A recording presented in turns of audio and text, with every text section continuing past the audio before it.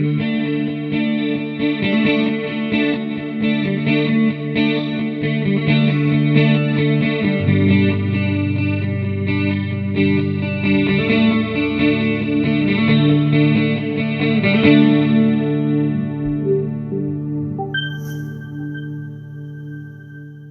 right, I'm in a really interesting site here. This is a cemetery going back to the 1700s. I'll show you some of the grave markers now. I have some neighbors that actually are caretakers and historians of this property.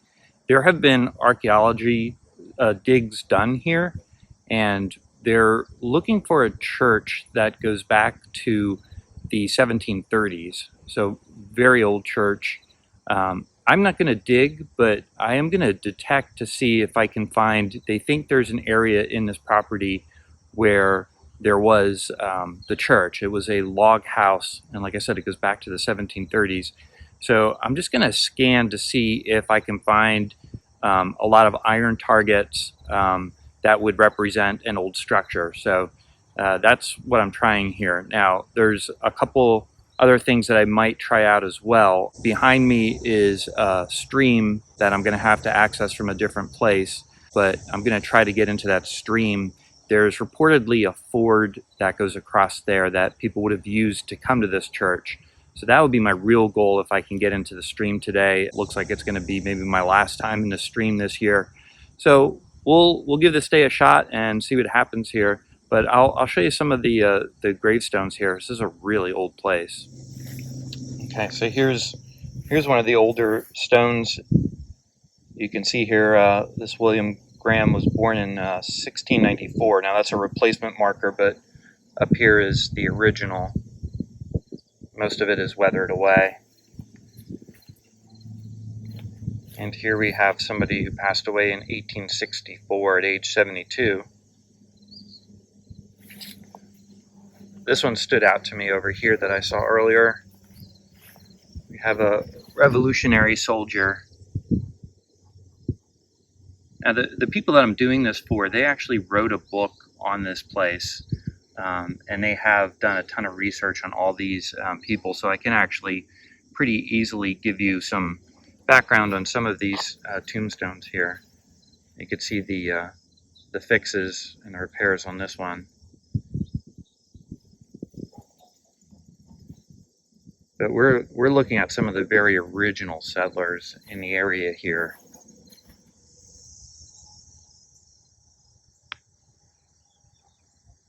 From what I understand, this cemetery was in complete disrepair back, it was I think about 15 years ago or something on that lines. But it's currently owned by a church, and they've done an amazing job of cleaning the place up here and preserving all this. Here's another Revolutionary soldier. Definitely eager to look up some of these stories that are in this book.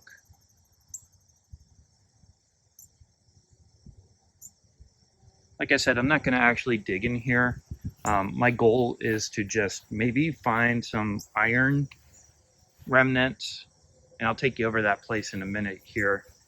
And then if that goes well, like, we might be able to organize and get some of the volunteers and groups they had doing some of the archaeology work. They had an archaeologist from the state come and help them out. So if we can track down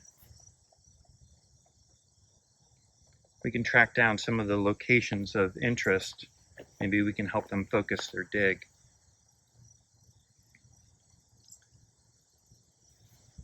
Yeah, so this is just a absolutely beautiful cemetery. You know, one of the things I was talking with the guy who wrote the book on this place is trying to get a sense of, if there was a church here, how these, how all these tombstones would have been in accordance with it, or how they would have laid out. There's a beautiful engraving on there. Look at that. So if the church was back in the 1730s, I'd be really curious as to where the original tombstones would have been in of that period, and most of these are added way after. So it's very possible that the church was somewhere in this area. So let me walk you over to that. You can see there's this indentation over here, and that's where they think the church was, but they really don't know, to be honest. Now, surrounding the cemetery is all private property. I would have to get permission, which I don't have at this point, to check on it. So that might be worth my time at some point, getting in touch with the property owners. But yeah, might be a little hard to see, but this indentation here is all where they think the church may have been, and kind of where this bush is here. Now this stone wall that goes all the way around, this is very new. They built that, I think, in the early 2000s, or around the 2010 or 11, I think, was when they came out and built that wall. So that's all brand new. So the church could have been anywhere in here, or just on the outside of the surrounding walls. Now, the other things that I've read that they've done research on is there was a point somewhere probably on this property where they would meet outside on nice days. And then also, like I said, there was a ford that runs down through a stream here. So maybe we'll be able to get in there and find that ford later.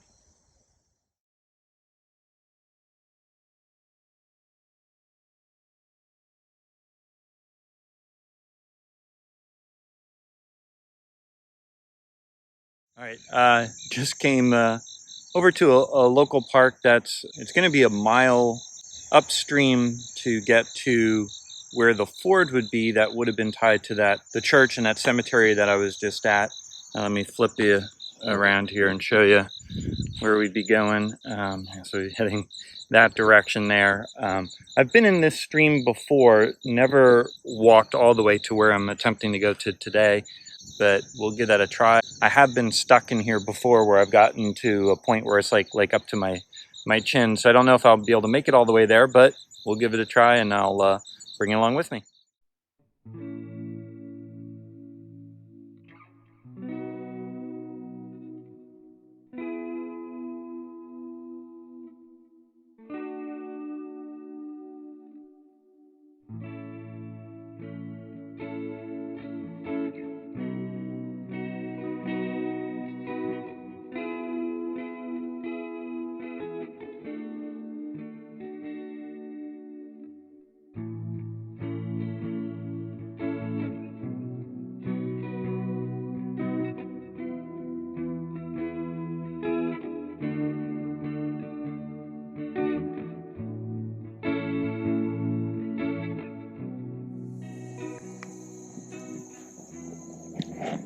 All right, I don't know if the audio is going to take on this, but I'm going to give it a shot here. I think I have some silver. I made my way up to the springs. The first spring I just reported was just back over this way. And there's a second spring that I've been looking for, which I can see running out over there. So I'm making my way up to that. But I do think I have some silver here. Let's go down and take a look at this. This could be quite exciting.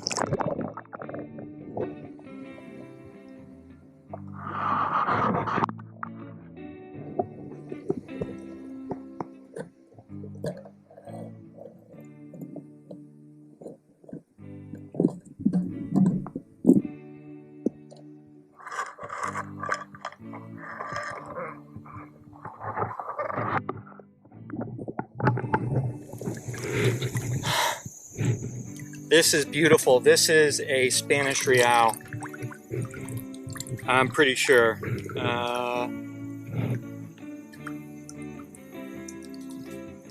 Oh yeah. That is more than likely a Spanish 2 Reale.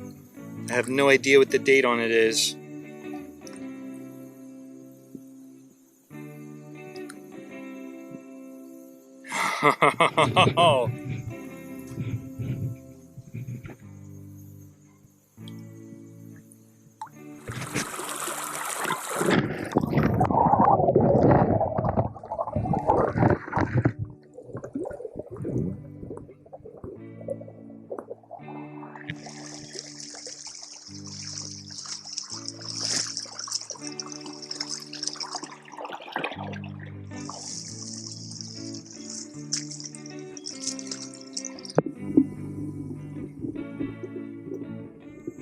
All right, a little hard to contain my excitement.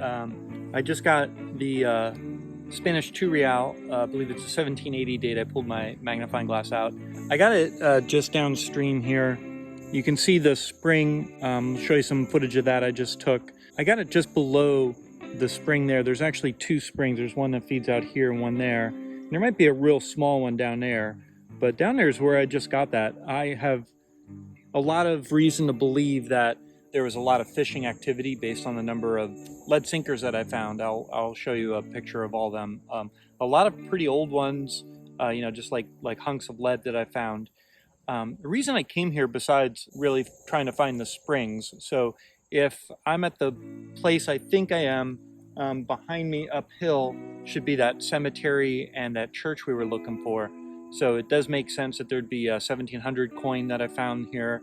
But I also read in some of the literature that there was a ford that was used. And that's what I'm trying to do right now, is to figure out if I'm on that ford spot or not. This has been pretty shallow all the way up, and I found a number of spots that were giving a lot of iron tones. If there was specifically a ford for the church, it's got to be in this area. Might be just upstream from the spring, because I was standing in that water and it is freezing cold. It's the middle of September here. So I am looking around now, and the area right here does look like it's rather low. So I'm really looking for evidence on the shore of maybe right over here where those rocks are, where somebody would have been able to easily get in and out. So my hope is, obviously coins are always fun to find, but I'd love to find Crotobel or just some old horse tack, just to let us know that that's where the crossing was. So that's my game plan.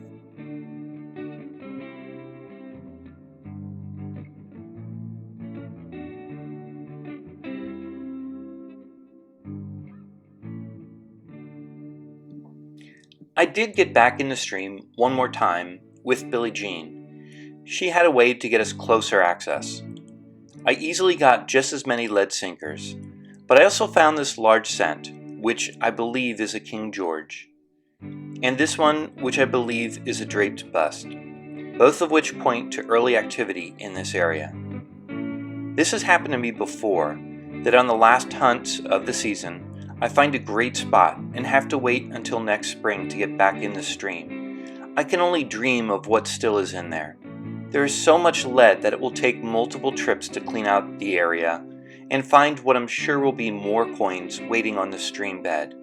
I also want to help the curators of the cemetery, and if they are interested in finding some history from the 1730s church, I would love to help them out.